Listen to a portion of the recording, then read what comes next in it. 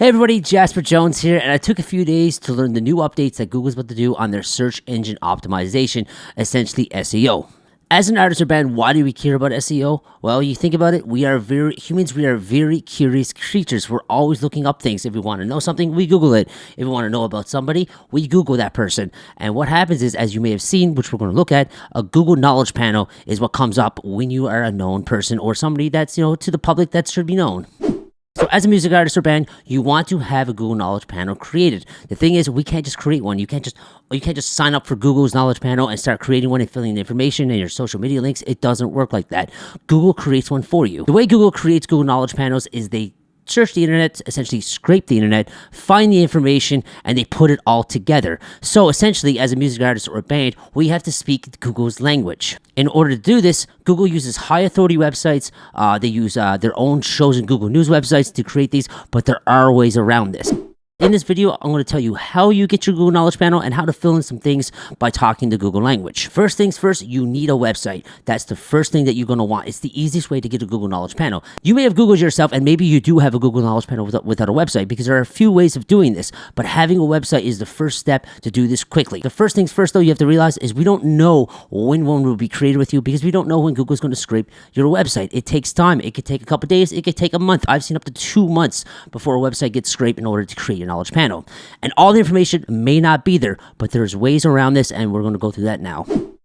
So let's look at a Google Knowledge Panel, and that's fairly filled out. And this is the Greek boys. I've been working with them for a while, and as you can see, they have their images, they have their available on other platforms, their songs, their profile. People also search and their Google clip and their claim this Knowledge Panel, which they haven't claimed yet, which I'm trying to get them to claim, but we're going to get into that now in a bit. But let's start off by showing you on how these Knowledge Panels are created, and that is through your website. So if you have a website, you index your website, and essentially Google will scrape it and start creating these. Now, the available on, you need to use what's called metadata, which we're going to talk about in a second.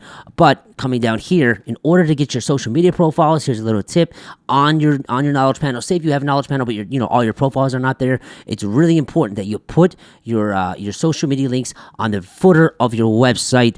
If you don't know how to do this, I create websites. Hit me up and we could talk about getting a website for you and how to add these social media links to your bottom. You could do it by links or you could do it by the icons, but make sure it's in the footer. That is what Google does.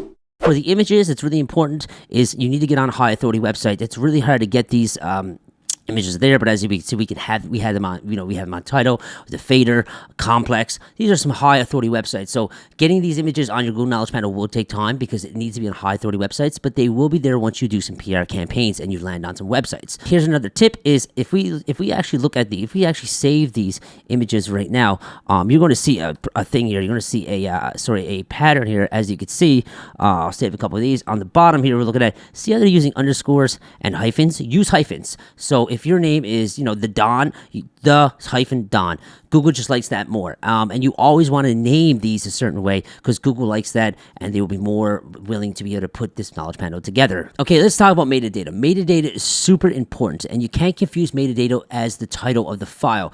The title of the file doesn't really matter essentially. It does to, just to tell you or some people what the file is, but the metadata is the nitty-gritty information that's within that file that's supposed to belong to that file. And the really important thing is I'm noticing, especially with audio files, is mastering engineers are not putting the metadata in. And I do PR campaigns on a daily basis. I receive files that does not properly have the metadata within the file. And when you start submitting no metadata, then Google can't put anything together. Nobody can put anything together when it comes to the internet world. So your Google Knowledge Panel may be lacking because of that reason. I guarantee you it's because of that reason. So I'm going to show you how to edit your metadata, and you want to do this every single time. You can do this with photos, your music video when you upload it to YouTube, your music files, pretty much any file you can put metadata in. So to edit your metadata, you're going to right-click on your PC or right-click or left-click on your Mac, your properties, and then you're going to go to details. Now, some of these are filled out. Looks like they are because, I've already filled some of this out myself. That doesn't have an album name yet, but we will go back and edit that. But all you do is right-click, double-click on it. You type in the title. You can type in the subtitle. Not really, applicable for a music track, but certainly for a music video photo. Your album artist and all that stuff. Your hip-hop, your genre. That was super easy. You just look up hip-hop. You tap that right there. So, yeah, it's super easy to do, but people are not doing it. And what it does is, once we upload this MP3 or this WAV file, whatever file it is, to the digital DSPs like Spotify and Apple streaming, Google then says, oh, I scraped the web browser for Spotify and found this file, and then here over Apple, and these two files belong with each other. It's the same artist. Here's the Google Knowledge Panel, and then as we go back to the Creek Boys here, it creates available on and all your DSPs, all your places where your music is being played is put together that way.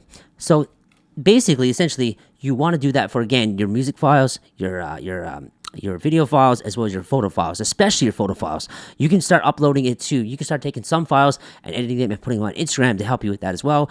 And the big thing too is blogs. When you submit your images to a blog, make sure you have your metadata filled out, so it also does it right here, as you can see. So thanks guys for watching. My name is Jasper Jones. Subscribe to my YouTube channel, and thank you so much for watching, and have a great day.